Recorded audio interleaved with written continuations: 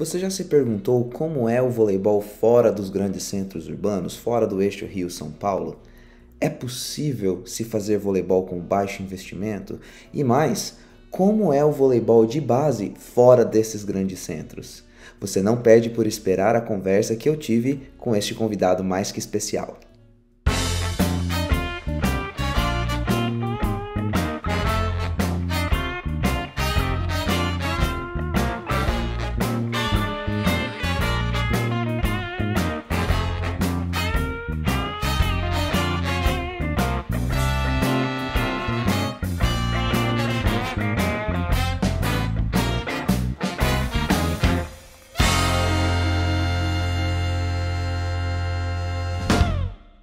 Olá, seja bem-vinda, seja bem-vindo a mais um vídeo aqui do nosso canal.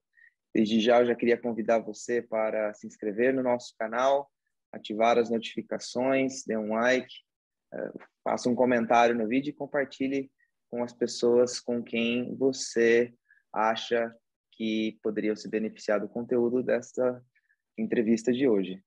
Hoje nós temos o privilégio de conversar com um rapaz que está em um nível superior quando o assunto é estudo e estudo constante, permanente.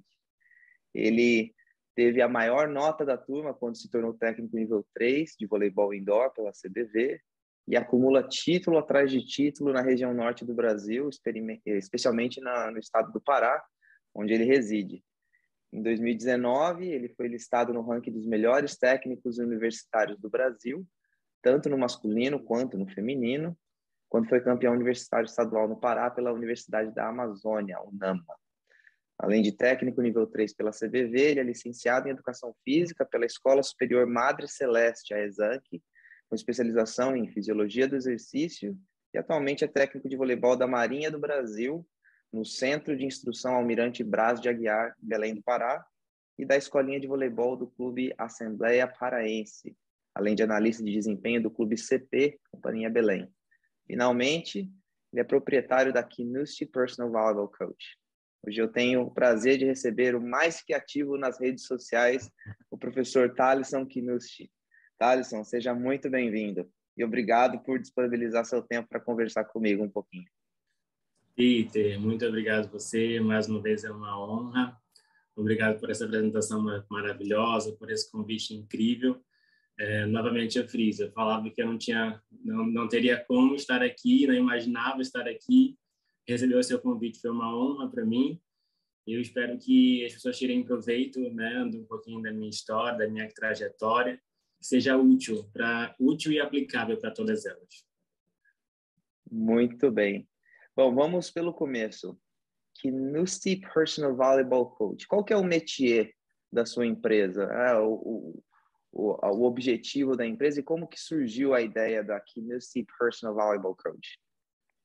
Bom, essa empresa vem com um segmento para pessoas que buscam treinamento personalizado, né, para aumento de performance, que acabam se identificando com o método de trabalho. Eu sou o único treinador da região norte, provavelmente, que talvez tenha maiores fundamentos para trabalhar com um modelo americano, digamos assim, né? Eu me baseio muito no modelo da Gormero, já tenho 5 cursos internacionais aí e venho aplicando esse aprendizado aqui no Norte, né? Então, como é uma novidade e uma coisa muito mais sistematizada, a gente consegue fazer com que as pessoas evoluam para um patamar superior e consegue ter resultados. Que bacana. Bem, como diria o famoso membro da comunidade de Whitechapel em East End, Londres, no final do século XIX, o célebre Jack the Ripper, o Jack o Estripador, vamos por partes. Como surgiu, Thalisson, o voleibol na sua vida? Eu queria que você, se você pudesse, por favor, faça um breve resgate da sua história no vôlei e como se tornar técnico surge na sua história. Bom, é uma história um pouquinho engraçada, um pouquinho emocionante, mas vamos por parte. A minha experiência com o voleibol começou no corredor da minha casa, com a minha irmã. Minha irmã tinha uma aproximação muito grande com a modalidade E nós éramos aqueles filhos que quebravam o vidro da janela, que quebravam as lâmpadas, brincando de vôlei dentro de casa. Mas ali surgiam pessoas que iriam se dedicar realmente para o esporte, né? Com toda a vida. Eu passei a fazer passei a estudar num colégio. Nesse colégio, nos primeiros meses já existiam jogos internos. E nos jogos internos eu participei da modalidade de voleibol, e naquele ano eu estava na 6ª série. E na 6ª série eu joguei pelas turmas da 6ª, 7ª, 8ª e 1º ano. Me viam jogando, né, brincando, batendo bola, já tinha uma noção ali um pouquinho de que era o voleibol. E eu não sabia que naquele ano aquele colégio estava recebendo um time da Assembleia Paraense, que é o clube no qual hoje eu trabalho, e eles iriam jogar os jogos estudantis, né? E aí justamente estava faltando uma vaga para o time ser preenchido. E aí um dos atletas estava jogando aos jogos escolares, né, do colégio, né, os jogos internos, e falou assim: vamos lá na Assembleia Paraense comigo, vamos lá fazer um teste, né? Vai que você passa, já fica também já está no colégio mesmo, você já fica jogando com a gente. E aí eu lembro muito bem que eu fui numa quarta-feira, passei no teste, continuei. Na sexta-feira levei meu irmão também, meu irmão desde novo também sempre foi muito alto, e ele também passou no teste. Daí começou o nosso caminho no voleibol. Em 2008 a gente já foi campeão aqui, conseguiu chegar no Brasileiro, no GEBs, né? No ano seguinte, em 2009, a gente conseguiu ganhar novamente aqui no estado, conseguimos representar o Pará no nível brasileiro e conseguimos ser campeão brasileiro. Então, a minha carreira já começou direto nas competições de mais alto nível. E, a partir daí, rodei todos os clubes do estado. A minha graduação foi por conta do voleibol. Fui bolsista integral na graduação, então eu defendia a bandeira da faculdade, e assim como estudava lá também. E aí, saindo da faculdade, eu já ajudava uma treinadora, uma das minhas grandes mentoras, que é a pessoa que foi o meu gênesis no voleibol, que é a Ritinha, que é a professora Rita Leonardo, que é uma referência no nosso estado. Ela me deu uma oportunidade, eu era braço dela na Universidade Federal do Pará, e eu me formei e já tinha feito, antes da formação, o nível 1 e nível 2 da CBV. E aí, assim que eu me formei, tirei meu CREF, e a gente tinha uma viagem marcada para meses depois, e já comecei no nível norte-nordeste. Assim como foi como atleta, já comecei também como treinador, basicamente em competições fora do estado. Interessante que a sua trajetória ela já começa nos níveis mais altos que um atleta pode até sonhar em jogar, quando a gente fala em esporte universitário e esporte em nível escolar, que é algo que está hoje no nosso país, no Brasil, um pouco deixado de lado. Como a gente disse no começo, você está no estado do Pará, que não é exatamente um local que está num grande centro econômico, né, do país, né, ali fora um pouco do eixo centro-sul. E há uma máxima que quase todo administrador esportivo deve concordar, de que onde há dinheiro e investimento, o esporte é mais acessível e, portanto, mais desenvolvido. Isso acontece quando se pensa tanto em termos globais, pensando em países ricos e pobres. Os países mais ricos têm um esporte mais acessível, mais desenvolvido, e os países pobres o contrário, mas também em uma dimensão mais regional. E no Brasil não é novidade, né? A região Centro-Sul é a maior detentora de capital do país. E, portanto, parece que o esporte e seus desenvolvimentos seguem essa proporção. Quando a gente considera esses aspectos, né, para quem não conhece, diz para a gente como é o voleibol na região norte do Brasil. E eu vou além. Você arriscaria uma comparação do voleibol aí no Pará, na região norte, com a região centro-sul do Brasil? Bom, se tratando em questão geográfica e econômica, né, se você for procurar os 10 melhores estados para residir no Brasil, os 10 melhores não se encontram no norte, né? Nenhum dos 10 primeiros ranqueados aí é um estado do norte do Brasil. Então, a gente já entende que é a questão econômica e social, enfim. A gente ainda vive uma certa precariedade, digamos assim, nisso aí. Quanto ao norte do Brasil, quem sustenta, digamos assim, as melhores atuações, os melhores resultados, é o Pará, né? Roraima também tem bons resultados, e talvez o maior de todos seja o Amazonas, né? Ali Manaus, com a professora Lilian, que hoje em dia é presidente da Federação Universitária, se eu não me engano. E em Roraima ali nós temos a Ana, que é uma amante do voleibol e dedica a vida em prol das meninas do universitário para conseguir fazer com que elas tenham material, para assim desenvolver um bom trabalho. Todos esses 3 grupos estavam nos Jogos Universitários ano passado. Na última edição do JUBES, que você tinha que ganhar no seu estado, ganhar na sua região para poder acessar o brasileiro, né? Só subiam os 3 melhores de cada região. Foram esses 3 estados que representaram o norte do Brasil na competição no nível nacional. Bom, o voleibol aqui na região norte sofre um pouquinho por essa questão econômica, né? A gente vê o que acontece hoje em dia. Os jogos escolares, né? Antigamente eram atletas que jogavam em clube, né? Tinham as categorias de base, pré-mirim. Eu joguei mirim, infantil, infanto, juvenil, etc. Meu irmão jogou desde o pré-mirim. Mas hoje em dia isso a gente já não tem mais aqui no estado. A gente já não tem clubes que formem desde a categoria de base, né? Eu trabalho num clube de elite, que é a Assembleia Paraense, mas é uma questão por atividade física, né? Por uma questão de lazer mesmo, e de desenvolvimento físico e filosófico das crianças.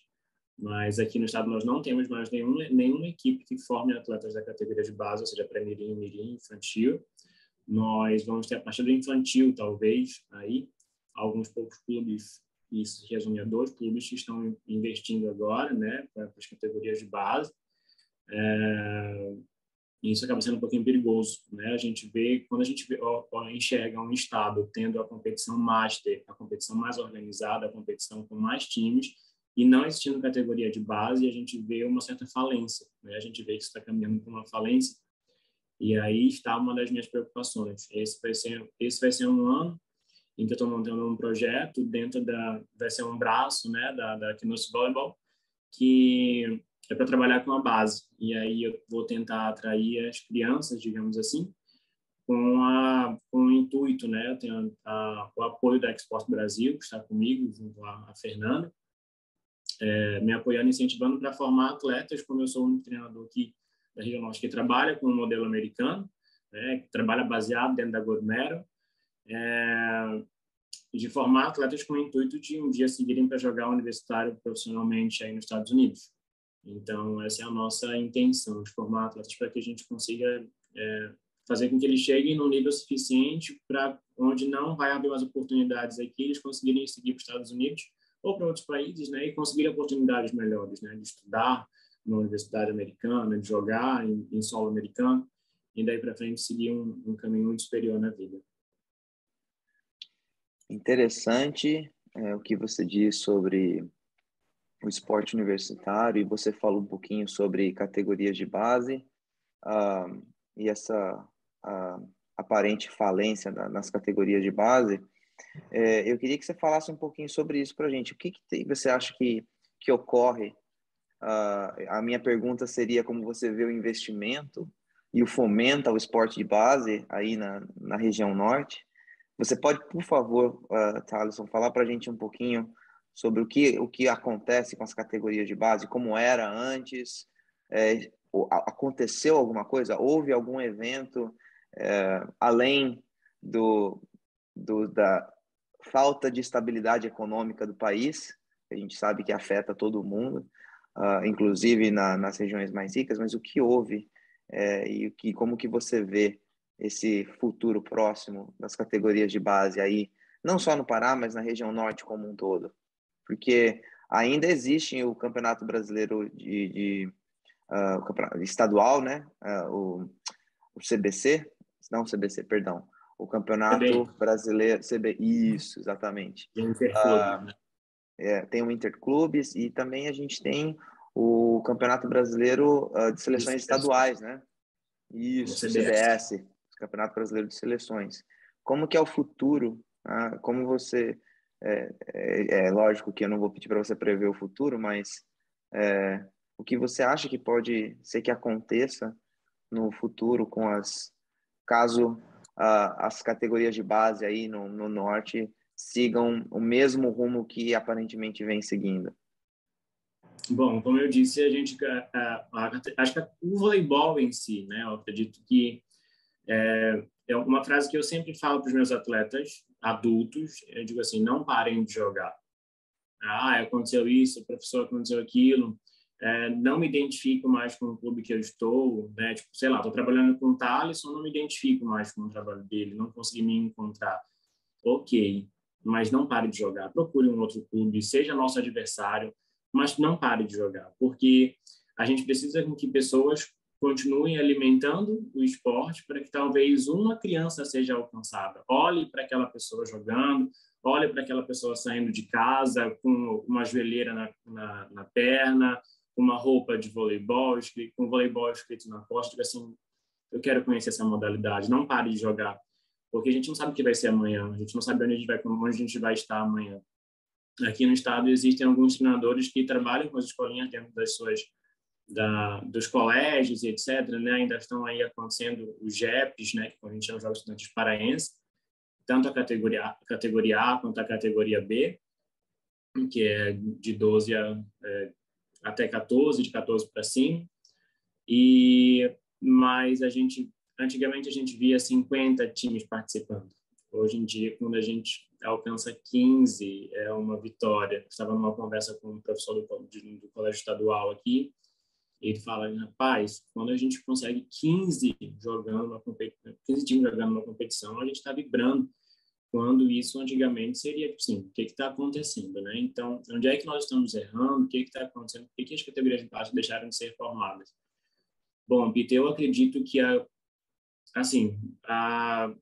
antiga geração de treinadores buscava uma formação talvez da base, porque os clubes alimentavam isso, né? Os clubes tinham as categorias de base e as categorias adultas. Era um treinador para a categoria de base e um treinador para a categoria adulta. E hoje em dia nós vemos, era um treinador para o masculino, um treinador para o feminino. Hoje nós vemos um treinador para dar conta de tudo, de todas as modalidades, e aí a gente vai priorizar aquilo que talvez tenha uma visibilidade um pouquinho maior, né? Aquilo que vai trazer talvez um retorno mais rápido. E além disso, né? Por exemplo, tem alguns clubes aqui no estado que não são clubes, né? Não tem uma filiação à Federação Paraense, mas participam da competição estadual, né? Montam um time e entram em quadra, né? Se inscrevem na competição. Só que, geralmente, quando isso acontece, são os próprios atletas que arcam com todas as despesas, ou seja, com a taxa de arbitragem, arcam com o salário do treinador. Então, não vão arcar com o salário do treinador, com a hora-aula do treinador para o adulto e para a escolinha de base. Eles vão arcar com o salário do treinador só para as categorias adultas. E existe uma preocupação muito grande quanto a isso. A CBV, inclusive, foi comunicada sobre isso, né? Sobre talvez seja uma revisão de como estão as categorias de base no Brasil, preocupada com os próximos ciclos olímpicos, com a revelação de novos talentos.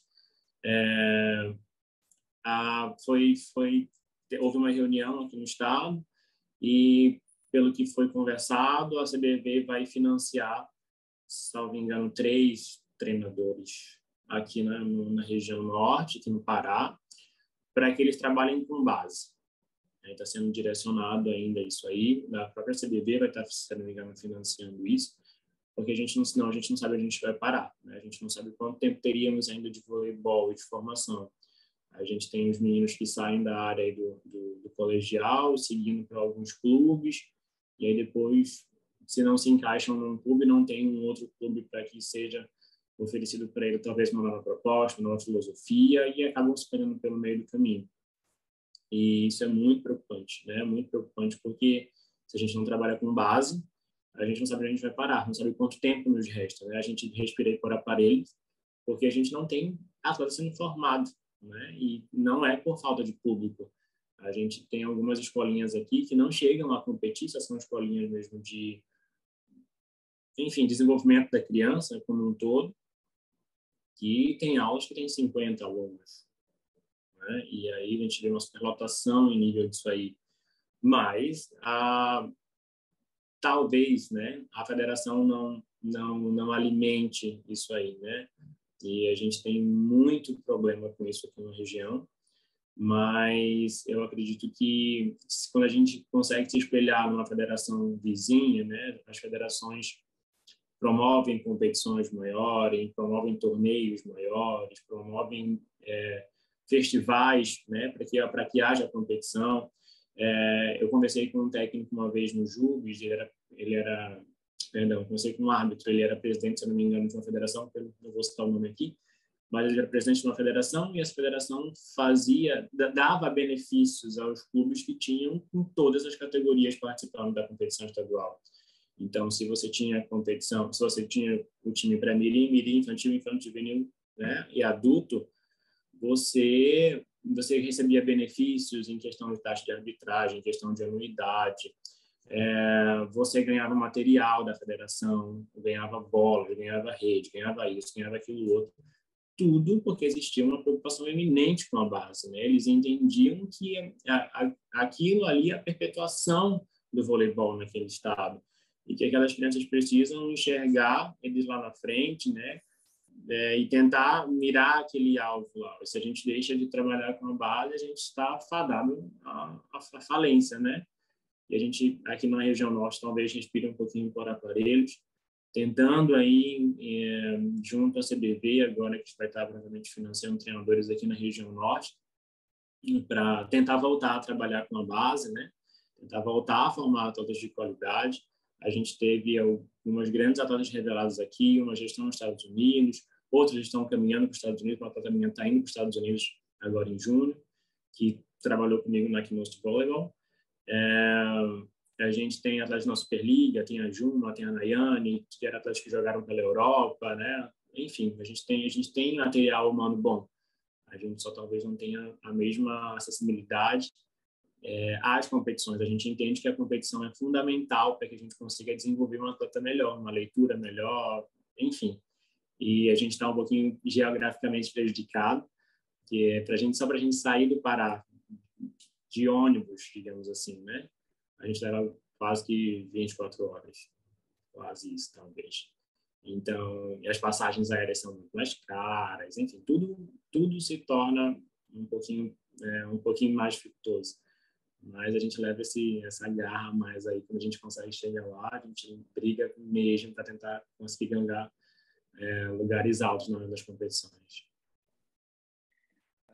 Eu saí do Brasil em 2016, do estado de São Paulo, e até 2016 a dinâmica de fomento das categorias de base no estado de São Paulo, havia as ligas regionais, em que clubes sociais ou clubes esportivos locais e prefeituras municipais formavam suas equipes, essas equipes participavam da competição da liga, mas no final da temporada as atletas os atletas de maior destaque sempre iam fazer os testes nas grandes equipes da capital, das grandes equipes que jogavam o campeonato federado, porque era a chance deles de se expor aos técnicos que poderiam vir a ser os técnicos da seleção paulista e, portanto, ir para um campeonato brasileiro de seleções e sonhar com uma seleção brasileira. Então, as pequenas equipes das ligas sempre foram uma espécie de trampolim para os atletas irem para as grandes equipes, e eu não estou dizendo que isso seja uma coisa boa ou ruim, é a parte da engrenagem do sistema, né? Para ver as equipes grandes, é preciso que que existam as equipes menores, as equipes mais locais, isso faz parte da engrenagem. Mas houve um tempo que dissessem que a Federação Paulista deveria ser somente para as competições Paulista e Superliga no adulto, e que, portanto, as categorias de base deveriam ser relegadas às ligas regionais. E conheço muitos técnicos do estado de São Paulo que criticam muito a Federação Paulista e a sua organização, justamente por ser uma competição, o Campeonato Federado em São Paulo, extremamente caro, mesmo para quem está em São Paulo. Por que eu estou dizendo isso? Porque eu quero fazer agora um paralelo. Aqui onde eu moro, o que seria o órgão que seria equivalente à federação, que são as regiões, as associações regionais de voleibol que são filiadas à USAV, elas não promovem torneios. Elas apenas referendam torneios que são organizados pelos clubes. Então, a maior parte dos torneios regionais aqui, eles são em formato de festival, 1 ou 2 dias em um final de semana, que são torneios em que os próprios clubes organizam, quadra, arbitragem, e apenas a região, que seria a federação, supervisiona.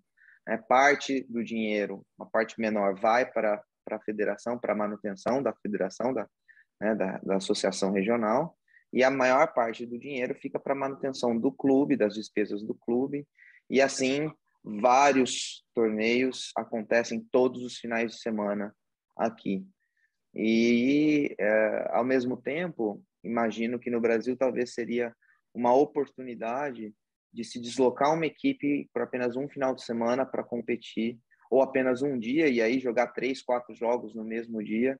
Talvez seja um modelo mais sustentável, principalmente nas regiões mais distantes dos grandes centros, como aí o Pará. Imagino que talvez seja um modelo de festivais credenciados pela federação. Então, as equipes que jogassem e que jogam esses festivais são equipes que acabariam sendo federadas, que acabariam tendo a exposição, e aí talvez um maior incentivo para os atletas participarem, para os técnicos se inscreverem, para os clubes se inscreverem na federação.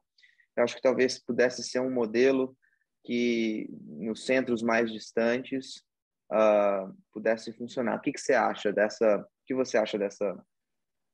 desse formato? Você acha que poderia ser algo a ser feito? Você tem alguma outra sugestão de como a gente poderia ajudar as categorias de base a voltarem a crescer? E a gente sabe que, se não existe uma competição organizada, dificilmente haverá um investimento somente para o desenvolvimento dos atletas. Bom, eu não gosto muito da história de e só fala mal da federação e etc, né? Porque a gente também pode tentar correr atrás por fora, tentar desenvolver alguma coisa na real para isso, né? Não lançar a culpa 100% em cima da federação. Mas, por exemplo, aqui no Pará, até a última competição, você não precisava apresentar a carteira do conselho para gerenciar algum time. Isso, para mim, é um absurdo. Tipo, você não precisava ser treinador formado, enfim. Os cursos da CBV nem diga, né? Mas pelo menos a questão de você ter uma carteira do conselho, né? Você realmente é alguém que estudou para estar ali e tenta formar alguma coisa, né? E aí, até então, é liberado, você não precisa. A gente tem uns clubes aí que tem gente que não é formado, mas em outra área, tem gente que nunca passou na porta de uma faculdade, tem gente com CREF provisionado, enfim, tem inúmeras questões aí que já estão talvez ultrapassadas, digamos assim. Eu preciso citar uma pessoa em si, eu não lembro o nome dele, porque eu não tenho muito contato, né? São competições mais amadoras, mas tem uma pessoa que tem desenvolvido aqui na capital. Eu sei o nome do projeto, se não me engano, é Fomes de Vôlei, o nome do projeto. Que ele tem desenvolvido festivais nos finais de semana, que é como se fosse o bolão, no formato de bolão. Você paga a sua inscrição e aí tantos por cento é para o time campeão e tantos por cento fica para a instituição, né, dele. E aí ele pegou uma quadra do estado e aí ele faz competições de liga A, B, C e D. Então, a D é de pessoas que talvez estão chegando agora na modalidade e assim estão subindo, né? Os níveis. E aí ele tem, quando eu chego às vezes para assistir, alguns amigos meus participam dessa competição e eu chego para assistir, apesar de ser uma competição amadora, eu digo assim, ufa, que bom que tem alguém produzindo alguma competição, fomentando a modalidade, né? Enfim, fazendo com que crianças sonhem em chegar nos maiores clubes. Aquilo ali é tudo muito amador. Ele pega uma quadra quando joga quarteto, ele pega uma quadra do estado, da prefeitura, a quadra que é o formato oficial, ele divide em dois e faz como igual na CBB, faz 2 quadras menores, digamos assim, para a competição ser mais rápida, senão não acabava só num dia. Até porque, teoricamente, são 3 ou 4 níveis, então é muito jogo. O jogo é desde de manhã, às vezes chega a parar na madrugada, a competição para poder acabar. Então, é uma pessoa que tem lutado, né? Tem lutado aí para que a gente consiga voltar a formar atletas, e a gente consegue enxergar que o problema não é público, o problema não é material humano. Criança tem, gente tem, a gente não pode colocar a culpa só no celular, só no tablet que a criança tem, que não quer mais jogar, não quer mais praticar esporte, não. Eu lembro que antigamente os treinadores da base, eles olhavam uma pessoa alta no ônibus e falavam assim, vamos jogar, vamos fazer um teste lá, não sei aonde, no clube e tal, você não quer tentar lá? E a gente teve grandes talentos revelados de acordo com isso. Existem algumas cidades, alguns municípios aqui no Pará que tentam desenvolver isso, mas, por exemplo, eu vou falar sobre o que aconteceu essa semana. Mês que vem, nós iríamos para uma competição num município chamado Canaã dos Carajás, aqui no estado, e aí eles vão ter uma competição que a premiação é, se não me engano, R$6 mil ou R$5 mil. E para a gente fazer tudo isso, né, para a gente conseguir se deslocar até lá e voltar, era uma competição de final de semana, sábado e domingo, para que a gente conseguisse se alimentar e para que a gente conseguisse se hospedar, a gente ia gastar R$5 mil. Então, era uma questão de um custo-benefício, talvez isso, se a gente conseguisse chegar ao primeiro lugar, né, uma competição de um valor mais alto, talvez existissem clubes fortes também, né, de outras regiões, talvez chegando por lá. Então, existe muita dificuldade, né? A gente aqui na região norte, até cheguei a conversar com você uma vez sobre isso, eu acho de uma extrema bobagem a nossa profissão, os colegas de profissão não conversarem, não se comunicarem entre si. Eu acho que eu nunca vou esquecer uma palestra que eu assisti numa Copa Brasil. Eu tinha um curso com os treinadores que estavam na Copa Brasil em Fortaleza. Eu saí do Pará, fui para fazer esse curso em Fortaleza, e lá eles deram uma referência sobre isso, né? Vários treinadores falaram, e um dos treinadores falou sobre que numa determinada cidade, os cirurgiões daquela região conversavam semanalmente sobre casos que aconteceram, né? Sobre casos que fugiram talvez do controle deles inicialmente, como eles conseguiram, né, reverter aquela situação ali. E ele falou assim, a gente precisa fazer isso, a gente precisa conversar mais sobre como a gente consegue desenvolver os atletas que têm dificuldade, porque isso é o que vai fazer com que a gente consiga, né, melhorar como um todo, a gente melhora no nível da nossa competição, a gente melhora as nossas habilidades como um treinador, a gente vai querer buscar mais conhecimento para conseguir desenvolver os atletas, e a gente consegue melhorar as condições do nosso estado. Qualquer time, qualquer grupo que... eu acho que é o meu, né? Você me ouve? Só fala para mim para ver se eu consigo ouvir você. Tá me ouvindo? Pronto, agora resolvi. Vamos lá. Então, a gente precisa dessa comunicação. Os treinadores precisam conversar, precisam se comunicar para a gente trocar experiências, trocar protocolos, montar festivais. Eu sempre falo que o Thaleson se preocupa muito quando algum time sai daqui para representar o nosso estado. por mais que não seja o clube que eu trabalho, por mais que sejam pessoas talvez que não tenham nem contato comigo, é a nossa bandeira, é o nosso estado que está sendo representado por aquelas pessoas ali. E em todas as vezes que nós viajamos para as competições, né, a UFPA viajava desde 2014 para as competições universitárias brasileiras. A gente viajou, saiu da UFPA, foi para outra universidade, continuou viajando. Então, é fundamental que a gente consiga criar uma rede de treinadores que se preocupam com o crescimento do esporte e troquem ideias sobre isso, troquem conhecimento sobre isso, para que a gente consiga alcançar um nível maior. Porque se a gente não consegue conversar, fazendo um paralelo, né, a história dos cirurgiões, realmente a gente não vai ter condições de salvar vidas. Vidas não vão ser salvas porque a gente não conversa. Bem, acho que já ficou bem claro que nós estamos falando de voleibol fora dos grandes centros, né, desde o começo da nossa conversa. Thalisson, quando se pensa em voleibol fora do lugar comum, entenda-se esse lugar comum como o Sudeste e Sul, ficou claro já pela sua fala e pelo que nós conversamos até agora que o investimento seja menor. Inclusive que talvez o interesse dos próprios treinadores em fomentar a modalidade na região não seja tão baseada no possível lugar em que se pode chegar, não só os seus atletas, como o próprio treinador. Por que eu vou investir tanto na minha profissão e na formação de atletas se ninguém nunca vai me ver aqui?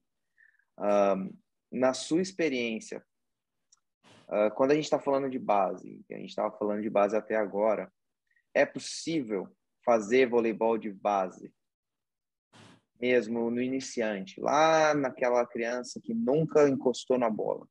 É possível fazer voleibol para esse iniciante sem muito investimento? Qual que é a sua experiência? Ou você conhece alguém que tenha tido uma experiência relacionada a esse tema, para que haja a categoria de base de alto rendimento que vai para um campeonato brasileiro de seleções, uma competição federada, ou mesmo um campeonato brasileiro escolar e depois um JUBS? É preciso que esses atletas comecem em algum lugar, né? A gente aí, então, não está falando dos outliers, né? Dos pontos fora da curva, como os Knuts da vida. Mas é possível fazer voleibol sem um grande investimento, fora de um grande centro comercial como é o Centro-Sul do Brasil? Pergunta difícil. Mas tem uma frase que o César e talvez você também fala muito, né, que é make miracles happen, faça milagres acontecerem. Então, a gente talvez não tenha o melhor investimento, a gente talvez não tenha as maiores empresas enxergando o voleibol como uma necessidade social, né, o esporte como uma necessidade social, como algo que realmente é transformador, que muda vidas. Mas eu acho que a gente pode descobrir e dar esse valor. É muito difícil, Peter, é muito difícil formar atletas sem investimento nenhum, né? Quando eu me formei, eu saí de uma universidade que a gente jogava tanto as competições universitárias quanto clube. A gente era um clube universitário, digamos assim. A gente jogava tanto o Campeonato Paraense de clubes quanto o Campeonato Paraense universitário. E eu saí de um clube, de um time campeão invicto. A gente foi campeão invicto por vários anos, 2 anos, se não me engano, 3 anos. E fui para um clube que não tinha nem quadra, digamos assim. Era um clube de amigos, né? Que o treinador não era pago, ele não tinha formação, ele era uma pessoa que já gerenciava a gente há muito tempo, era muito amigo. E a gente montou um time. Acho que nós não ganhamos nenhum jogo, mas ali eu consegui enxergar na pele o que é não ter um investimento, o que é você não ter material, o que é você não ter uma quadra coberta. que se chovesse aqui em Belém, como eu falei a você, a gente tem dois estados, né, de tempo. Aqui a gente tem o verão e a gente tem o maçarico, porque é um calor insuportável, e no intervalo disso aí a gente tem a chuva, que chove todo dia. E aí a gente depende muito de São Pedro para conseguir treinar. Dependia, no caso, né? Se chovesse no horário do treino, não tinha reza que desse certo para que a gente conseguisse treinar. Então, eu já vivi os dois extremos aqui, né? Tanto como atleta e como treinador também, né? Na Assembleia Paraense, como eu disse para você, eu vivo num clube de elite. Na Marinha do Brasil, a gente tem o material que a gente quer, mas eu já treinei, né? Já treinei equipes e eu vou dizer, foi a UFPA, né? A gente vivia, apesar de viver numa universidade federal, a gente não tinha os melhores materiais. Na própria SMAC, que é o Madre Celeste, a gente chegou a ser campeão invicto, mas a gente treinava com uma bola, um adulto, uma bola. A gente tinha que fazer milagre acontecer, treinava com uma bola e tinha que fazer o treino render e tinha que ser campeão, porque a gente dependia disso para manter a bolsa da universidade. Então, eram muitas questões que pesavam para a gente ali, né? E eu nunca vou esquecer, posso enviar para você as fotos depois, nos nossos últimos anos na Universidade Federal do Pará, a gente tinha um último treino antes da viagem para o Jubes e simplesmente fecharam a quadra. Falaram assim, ó, não vai ter como ter treino hoje. E era o nosso último treino. As meninas na porta do ginásio, o ginásio fechado. E aí a gente não sabia se era para alguma reforma ou coisa do tipo. A gente olhou para o lado assim, falou, Ritinha, vai treinar no mato. A gente vai botar essa rede de uma árvore e a outra aqui, a gente vai treinar no mato. É o que a gente tem para fazer. A gente vai fazer, a gente não pode deixar o último dia a Deus dará, né? E até o último contato com a bola é importante para a gente. Então, se a gente tem essas horas aí, isso é importante. A gente já treina pouco, né? Frente às outras universidades, né? Então, a gente tem que fazer valer a pena. E a gente foi para o meio do mato, literalmente, na Universidade Federal, né? Uma das maiores universidades da região norte. Colocamos a rede de uma árvore a outra e colocamos as antenas, fizemos o que dava para fazer, né? Treinamos ali e a gente nunca esquece esse treino, porque a gente vê o que é realmente se passar por uma necessidade. A gente tem instituições aí que escolhem o horário que querem treinar, né? Com a escolinha daqui do voleibol aqui, a gente passou muito problema para conseguir quadro no horário que a gente precisava, no horário que eu tinha disponível, né? Então, a gente passa por situações talvez inimagináveis pelos grandes centros, né? Pelas pessoas que têm aí, sei lá, 30 bolas num carrinho. Como é que alguém consegue treinar com menos que isso? Como é que, mesmo em locais aqui de elite que eu trabalho, como é que eu consigo fazer 30 crianças treinarem com 5 bolas, com 4 bolas? Como é que dá para fazer tudo isso? Então, a gente precisa fazer milagres acontecerem para que a aula fique dinâmica, seja efetiva, seja funcional e que tenha resultado. Então, respondendo essa pergunta, é impossível, mas a gente precisa fazer isso acontecer, a gente precisa fazer milagres acontecerem, porque senão a gente está fadado à falência, né? E eu, apesar de estudar muito para que no amanhã eu não esteja mais aqui na região norte, que foi algo que você falou ainda fez, por que eu vou continuar estudando, me aperfeiçoando, se eu não vou chegar a lugar nenhum, digamos assim, né? Aqui. E eu falei isso na semana passada para um amigo meu. Eu disse, cara, imagina a loucura que é.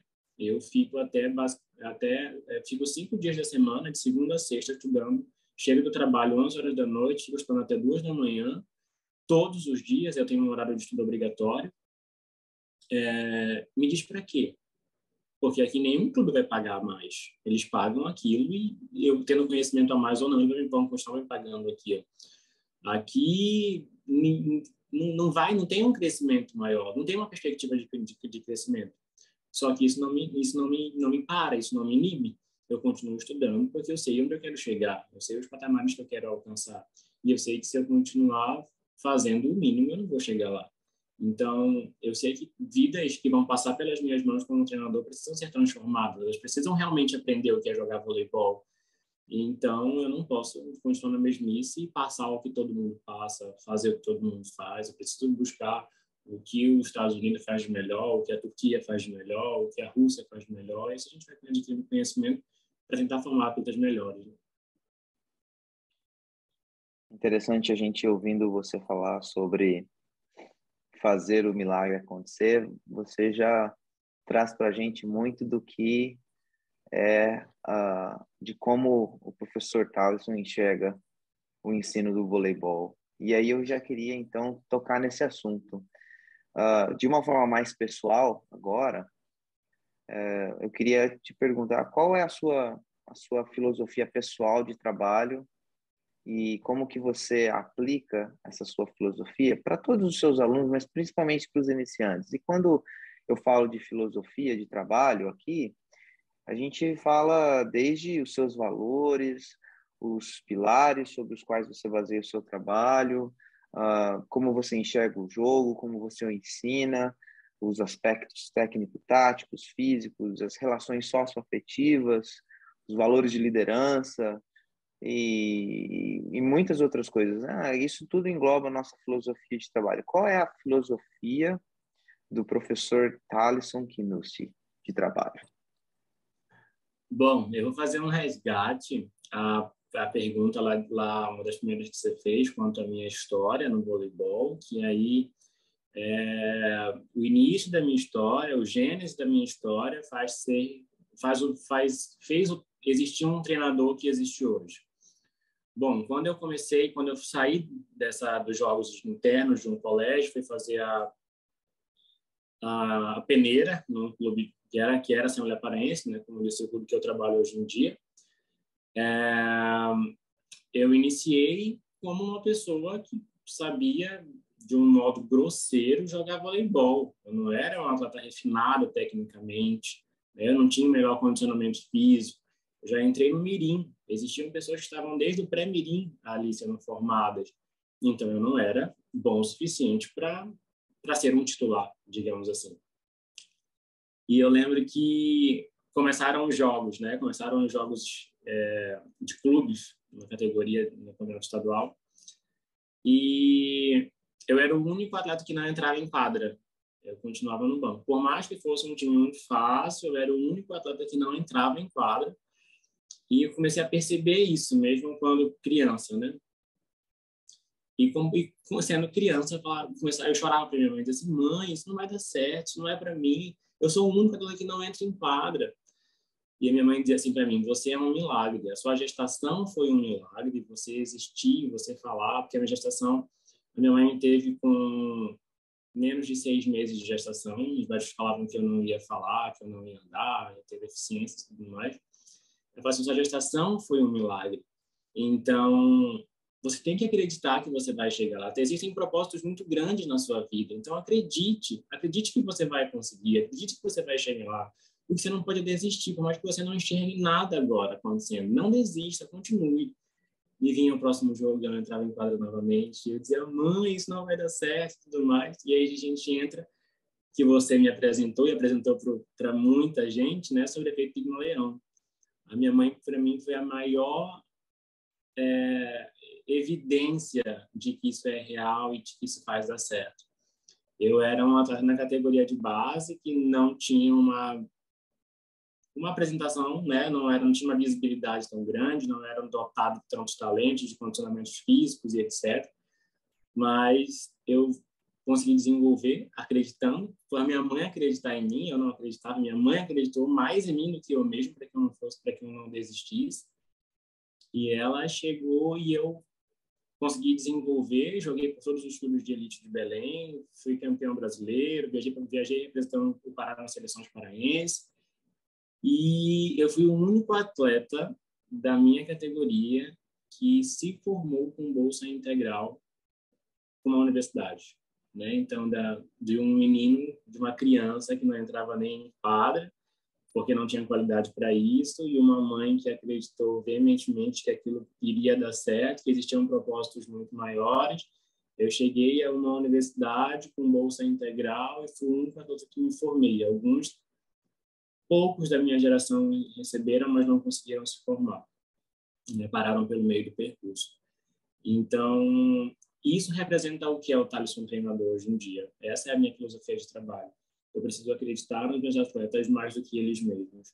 Então, por mais que eles enxerguem, a gente enxerga muitas dificuldades, nossos atletas não são bobos, né? Frente a times grandes que jogam muito mais. Existem times que jogavam Superliga B e jogavam Universitário, a gente olhava para elas assim, elas vinham jogar Superliga B, eu dizia, e aí? A gente vai para cima delas do mesmo jeito, a gente treinou, a gente se dedicou, a gente está aqui, a gente sofreu muito para chegar aqui, então a gente vai para cima com tudo que a gente tem de melhor. Vamos buscar fazer nossos milagres acontecerem. E a gente tinha resultados incríveis. A gente já teve jogo contra o grande centro que foi para tie break e a gente perdeu por uma questão da arbitragem acabar sendo tendenciosa e, enfim, aquilo acabava machucando muito. Mas eu dizia, uma hora vai dar certo, uma hora vai dar certo. Então, para a gente, como você mesmo falou, né, para a gente estar dentre os 10 melhores do Brasil, já era uma vitória muito grande. Né? A gente entende que existe muito time aí, muito bom, que está ficando para trás. E a gente conseguiu estar lá entre os 10 melhores, né? Que ranqueava, teoricamente, os 10 melhores treinadores. Né? Se você estava entre os 10 melhores, estava no seu ranking, você era o técnico daquele nível. Né? E é isso que resume o Thalisson. O Thalisson é uma pessoa, um treinador. Né? É um treinador que acredita, independente da sua condição física, independente da sua condição econômica, independente de qualquer coisa. Eu acredito meus atletas num nível muito absurdo, porque um dia alguém acreditou em mim e resultou isso aqui. Resultou uma pessoa que busca salvar outras vidas, né? Há pouquinho tempo atrás, eu tive uma conversa com uma mãe de um atleta aqui. Ela me mandou mensagem, ela falou assim, posso ligar para você? Eu falei, meu Deus, que aconteceu alguma coisa. O que houve? Ela, não, quero falar com você, é coisa boa. Eu falei, tá, então tá mais tranquilo. E ela me ligou dizendo que o filho estava indo para uma outra escolinha, além da escolinha que ele treina comigo, ele estava indo para uma outra escolinha, e que nessa outra escolinha o treinador é uma referência, já foi homenageado pelo nosso CREF aqui, na formação, foi campeão brasileiro várias vezes, todos os anos viaja para a seleção paraense, é uma referência como treinador. Foi meu treinador, inclusive, e ele está treinando, e meu atleta foi para uma escolinha dele, né? E aí ele falou assim, Thalisson, ele foi muito elogiado pelos fundamentos dele, muito elogiado. E você precisava ver ele quando chegou em casa, saltitando, muito feliz. Ele dizia assim, mãe, tudo isso é por conta do tio Thalisson que acreditou em mim. Quando eu cheguei lá, eu não sabia jogar nada, né? E ele acreditou que ia dar certo, mesmo às vezes quando eu queria desistir e tudo mais. E hoje em dia ele está nessa outra escolinha também, porque só 2 dias na semana, né? Já não era mais suficiente para uma pessoa que estava apaixonada por voleibol. Agora ele vai praticar 4, 5 dias por semana para que ele vai para outra escolinha para que ele continue praticando mais. Então, essa é a minha filosofia, né, quanto a relacionamento. Eu realmente acredito muito nos meus atletas e eu acho que isso faz toda a diferença, porque eu acredito que mais que só um treinador, eu sou um formador, eu sou um educador e eu preciso me preocupar com o atleta como um ser humano, não simplesmente como uma máquina que eu vou formatar e vai me me render títulos e talvez visibilidade. E quanto à questão de filosofia de trabalho, né, eu, como já falei e falo sempre, eu sou totalmente encantado pelos mecanismos, metodologias, protocolos americanos. Eu pedi aos céus chegar um dia aí para estudar, até que os céus trouxeram, né? O universo trouxe os Estados Unidos até mim, o César veio para São Paulo e fez aí alguns cursos, eu continuei acompanhando ele daí por diante e consegui me aproximar da escola americana, e é baseada nela que eu trabalho hoje em dia aqui na região norte. Estudo diariamente os cursos que eu já fiz do César e acompanho as páginas de vocês, aí, tudo que vocês falam quanto ao voleibol. E é sobre isso que eu tenho me baseado, fundamentado, e graças a Deus tem dado resultado. Fica claro para a gente o seu amor pelos estudos, a sua dedicação, e você realmente é um exemplo para os profissionais que querem e que almejam voos mais altos. Não existe alternativa, é preciso estudar. Experiência é importante, os relacionamentos são importantes, as conexões que a gente faz são importantes, mas o estudo ainda é a base de absolutamente tudo. E falando em estudo, a gente vai chegando à nossa pergunta, a pergunta que eu faço para todos os meus convidados, sobre quais as suas indicações de leitura para as pessoas que estão nos assistindo, quais são os livros que você recomenda, ou mesmo filmes, qualquer coisa que você queira indicar para as pessoas que nos assistem, por favor. Bom, essa parte era uma parte que me preocupava, né? Eu acompanhei os outros vídeos, vi tantas indicações incríveis. Eu vou ser talvez um pouquinho mais modesto, um pouquinho menor quanto a tamanho das indicações, mas eu tenho um direcionamento, na verdade, eu não tenho um fim, eu tenho um caminho. Eu acho que você que nos ouve, precisa encontrar o seu caminho, a coisa pela qual você quer viver de verdade. É impossível você desenvolver um bom trabalho se você não ama o que você faz. Impossível. Você não vai conseguir estudar sobre isso, você não vai conseguir fazer a hora extra, né, de estudo, de trabalho, de dedicação, porque às vezes só o que você determina não é o suficiente, só a 1 hora, a meia hora, os 20 minutos que você tem para poder estudar, talvez não sejam suficientes, precisa buscar algo a mais. E essa hora extra, ela acaba sendo algo que você não sente quando você realmente ama aquilo que você está se afundando ali estudando. Quando você vê a hora já passou, o estudo obrigatório já acabou, e você quer continuar lendo, você quer continuar melhorando você, melhorando seus atletas, melhorando as pessoas ao seu redor. Então, vou começar, né? Conversei com você sobre vou começar uma pesquisa quanto a foco de atenção externo, digamos assim, e tenho buscado material e referenciais teóricos aí referente a isso, e é algo que eu tenho desenvolvido, que vai seguir para o meu mestrado e talvez um doutorado, mas é uma coisa que eu amo. Eu pensei sobre isso, eu fui atrás para ver se fazia sentido, conversei com os meus mentores, vi que fazia sentido e agora eu estou começando a estudar sobre isso. Assim como foi nas estatísticas. Eu sou o único treinador da região norte que trabalha com estatísticas e que consegue desenvolver, né? Estou desenvolvendo um artigo agora contra as estatísticas da nossa última competição aqui, que a gente foi campeão. Como que as estatísticas ajudaram a gente a melhorar nossos treinamentos, a melhorar nossas condições para conseguir chegar no resultado de campeão paraense, né? Adulto.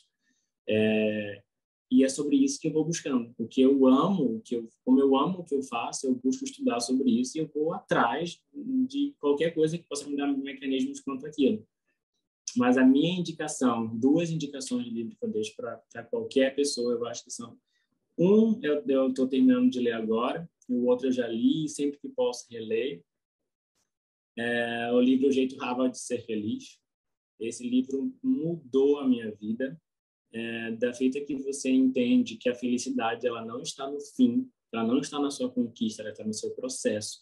Você não pode esperar ser feliz no fim, quando você for campeão. Quando você conseguir alcançar um patamar maior, você precisa descobrir felicidade no processo.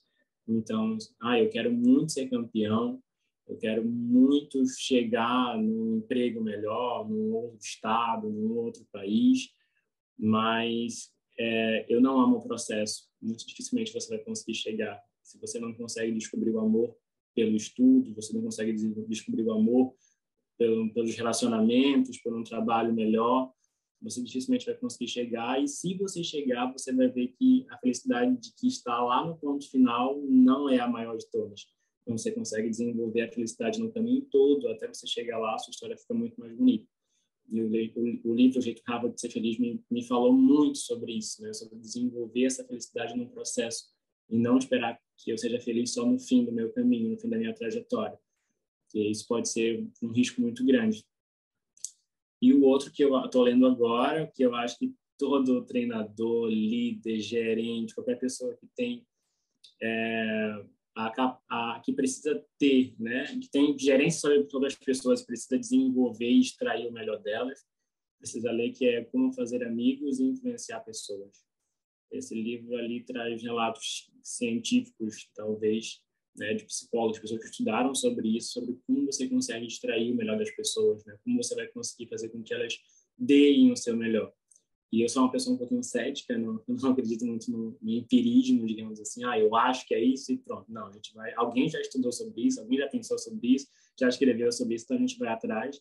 E é por isso que eu sou tão apaixonado pelo livro O Jeito Harvard de Ser Feliz, porque ele traz dados científicos sobre absolutamente tudo. Tudo que eles falam ali tem um estudo por trás, sustentando o que eles estão falando. Então, as minhas duas indicações aí é O Jeito Harvard de Ser Feliz e Como Fazer Amigos e Influenciar Pessoas. São duas indicações muito densas que você traz para quem nos assiste. Eu agradeço muito. Thaleson, a gente vai encaminhando para o final da nossa conversa, que passou tão rápido. Isso é um bom sinal, a gente sentir que o tempo passou rápido. Eu já queria agradecê-lo pela sua disponibilidade de estar aqui comigo, investindo um pouquinho do seu tempo para que a gente pudesse atingir uma grande quantidade de pessoas e compartilhar a sua experiência, a sua história. E eu queria, por fim, pedir que você deixasse uma mensagem para as pessoas que nos assistem. Fique à vontade, por favor. Uma frase, talvez, eu falo isso em todos os locais que eu trabalho, em todos os meus finais de ciclos, após uma revisão do que a gente fez na temporada. E eu não digo isso só em nível de voleibol. A frase vai explicar sobre isso, né? Eu não analiso só se a gente conseguiu ser campeão, se a gente conseguiu nossos objetivos. Eu analiso as pessoas, quantas vidas foram mudadas, quantos caminhos foram galgaram patamares maiores, né, pelo fato do meu trabalho, quantas pessoas conseguiram chegar a lugares maiores, né? E não só naquele exato momento, mas em nível de mindset, nível de mentalidade, de para onde quer seguir. E eu utilizo um sinônimo da palavra comum como mediocridade. E eu sempre falo com os atletas que eles nasceram para ser extraordinários. Então, que eles não podiam aceitar serem pessoas medíocres, pessoas comuns. A mediocridade não podia estar na caminhada deles. Então, eles precisavam se dedicar muito para exercer o papel no qual faz com que eles existam. Eles existem por causa de um propósito. Eles precisam exercer esse papel. Então, eles precisavam ser extraordinários. Eles precisavam buscar serem extraordinários. E é uma frase que eu sempre uso para mim, né? É que se eu simplesmente ensinasse voleibol, eu seria medíocre. Eu ensino sobre vida, eu ensino sobre formação de seres humanos para que eles sejam seres humanos melhores. Então, a minha profissão não resulta. O meu objetivo não é simplesmente ganhar títulos e conseguir construir uma carreira bem consolidada. É conseguir olhar para a minha atleta no treinamento, saber que ela não deu um sorriso no treino hoje e tentar entender o porquê daquilo e como eu posso melhorar a vida dela, não só hoje, mas no amanhã. Vai fazer luz, inclusive, a frase da semana que eu usei ontem no quadro branco, que é o que você sonha, né? Quais são os seus objetivos, onde você quer estar amanhã e o que você está fazendo hoje para que isso aconteça. Será que o que você está fazendo hoje, daqui a 10 anos, você vai continuar no mesmo lugar ou você vai conseguir alcançar os seus sonhos?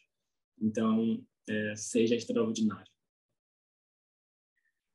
Thaleson, muito obrigado mais uma vez por estar aqui comigo, por compartilhar um pouquinho da sua experiência, dos seus pensamentos.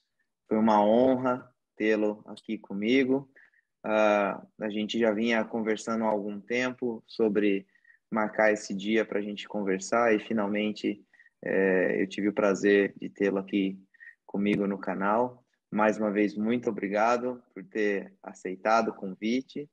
E a você que nos assistiu, mais uma vez, curta esse vídeo, deixe seu comentário, e compartilhe esse vídeo para que mais pessoas possam ter acesso ao conteúdo que a gente conversou aqui hoje.